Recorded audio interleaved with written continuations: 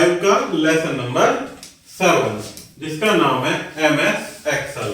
तो आइएगा प्यारे बच्चों, इससे पहले लेसन में हमने पढ़ा MS पावर पॉइंट, अब समझते हैं MS एक्सेल के बारे में। माइक्रोसॉफ्ट एक्सेल या MS एक्सेल एक स्प्रेडशीट प्रोग्राम है। इसका प्रयोग दिए गए डाटा का परिकलन करने एवं विश्लेषण करने के लिए किया जाता है। एक्सेल जटिल अंकगणितीय समस्याओं को आसानी से हल कर सकता है। यह इनपुट डाटा के विश्लेषण के आधार पर चार्ट बनाता है एवं उन्हें समझने योग्य रूप में प्रस्तुत करता है। कोई भी व्यक्ति MS एक्सेल की सहायता से उच्च स्तर की रिपोर्ट बना सकता है, जिसमें तालिकाएं, लेखा चित्र, चार्ट, सुनियोजित मूल, पाठ एवं अन्य चीजों में एक स्कूल का लोगो भी हो सकता है। समझते हैं इसको पहले चालू करना, यानी MS एक्सेल को चालू करना। जब भी आप MS ऑफिस लोड करते हैं तो आप इसका एक भाग MS एक्सेल के रूप में पाते हैं। MS एक्सेल में स्प्रेड शीटें होती हैं जो कुछ नहीं बल्कि पंक्तियों एवं स्तंभों का समूह होती हैं। जैसे जहां सेलों में मान स्टोर किया जाता है, प्रत्येक पंक्ति एवं स्तंभ को कटाव बिंदु सेल कहलाता है। इस प्रकार से आप देख सकते हैं, ये होता है प्यारे बच्चों MS एक्सेल की शीट का यानी स्प्रेड शीट का एक प्रारूप, जिसमें कॉलम और स्तंभ ही होते हैं, रो और कॉलम। स्तंभ अक्षरों से पहचाने जाते हैं एवं पंक्तियां संख्याओं से पहचानी जाती हैं। इस प्रकार से स्तंभ ये अक्षरों से, ये स्तंभ होते हैं जो कि अक्षर A B C D ये यहां से Z तक होते हैं, और पंक्तियां संख्याओं से, जो कि ये संख्या है 1 2 3, ये क्या होती हैं हमारी पंक्तियां।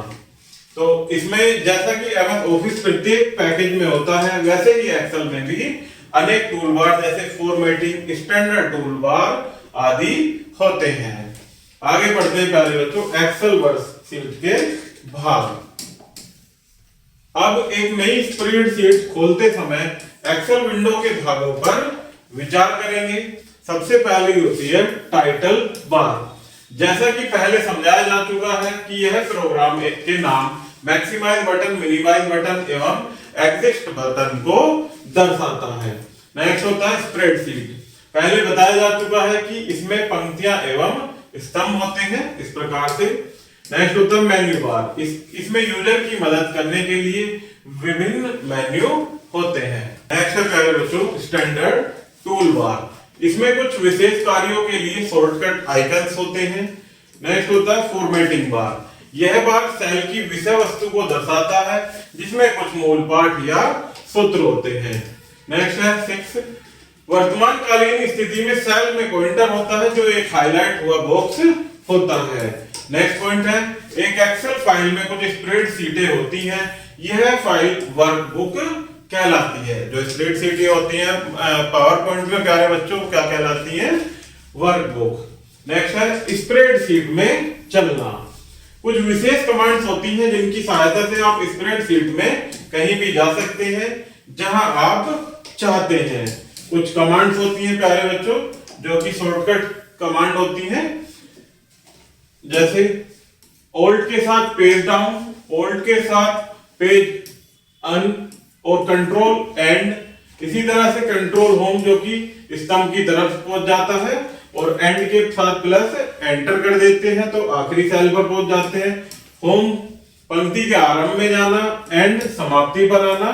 कंट्रोल राइट एरो के साथ भरे हुए क्षेत्र के सबसे दाएं स्तंभ में जाना। इसी प्रकार से कंट्रोल अप एरो भरे हुए क्षेत्र के ऊपर की पंक्ति में जाना, लेफ्ट साइड में तो भरे हुए क्षेत्र के सबसे बाएं स्तंभ में जाना। इसी प्रकार से अगर कंट्रोल के साथ डाउन एरो दबाते हैं तो भरे हुए क्षेत्र के सबसे आखिरी पंक्ति में पहुंच जाते हैं। आगे बढ़ते हैं प्यारे बच्चों विशेष सेल की तरफ जाना। आप किसी विशेष या निश्चित सेल की तरफ सीधे जा सकते हैं। एडिट मेन्यू पर जाइए, गो टू पर क्लिक कीजिए, डायलॉग बॉक्स गो टू आपके सामने दिखाई देगा। रेफरेंस बॉक्स में सेल की जानकारी टाइप कीजिए जिसकी तरफ आप जाना चाहते हैं। आप पाएंगे कि सेल पॉइंटर वहां हाईलाइट हो रहा होगा। आगे बढ़ते हैं फाइलों को संचित करना। जब आप स्टैंडर्ड टूलबार में सेव आइकन पर क्लिक करते हैं तो या शॉर्टकट की होती है सेव करने की Ctrl+S, जब उसको दबाते हैं तो फाइल मेन्यू में सेव पर विकल्प पर क्लिक करते हैं तो आपके सामने एक सेव डायलॉग बॉक्स दिखाई देता है। यदि आपने अपनी फाइल को पहले संचित नहीं किया है या पहली बार संचित कर रहे हैं तो एक्सेल फाइलों को .xls एक्सटेंशन से संचित किया जाता है। कोई भी एक्सेल की सहायता से संख्याओं की श्रृंखला या कोई विशेष शब्दावली बना सकता है। हमने सेल में केवल फ्राइडे ही लिखा है, उसमें हम कोई भी वर्कशीट या कोई भी हम अपना चार्ट बना सकते हैं। जब आप माउस पकड़े हुए सेल के निचले दाएं कोने की तरफ चलेंगे तो पॉइंटर प्लस चिन्ह में बदल जाता है। अपने माउस को पकड़कर नीचे खींचिए जब तक कि आपको पीले रंग की एक पट्टी दिखाई न दे, सैटरडे दिखा रही हो। जब आप माउस को नीचे खींचना बंद करेंगे तो आप वहां क्रम में Sunday, Monday, Tuesday, Wednesday, Thursday, Friday एवं सैटरडे पाएंगे। इसी प्रकार यदि आप दो स्तंभों में 1 2 लिखते हैं एवं उसी एक ही दिशा में माउस को नीचे लाते हैं तो आप एक के अंतर से चलती हुई गिनती पाएंगे।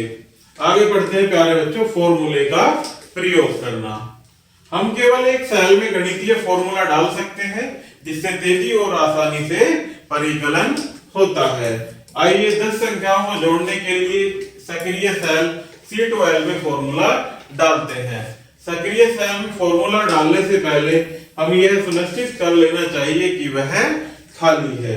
मान लीजिए हम संख्याओं को सक्रिय सेल C16 में जोड़ने के लिए C5 एवं C14 सेलों में डालना चाहते हैं तो सुमेशन टूल को चुनिए। पंक्तियों को चुनिए जिनमें सम का परिकलन करने के लिए संख्याएं हैं। आखिरी स्तंभ में जहां सम राशि या मूल्य में लिखा हुआ है चयनित संख्याओं के जोड़ को दर्शाएगा। तो प्यारे बच्चों, इस तरह से हमारा ये लेसन यहीं समाप्त होता है।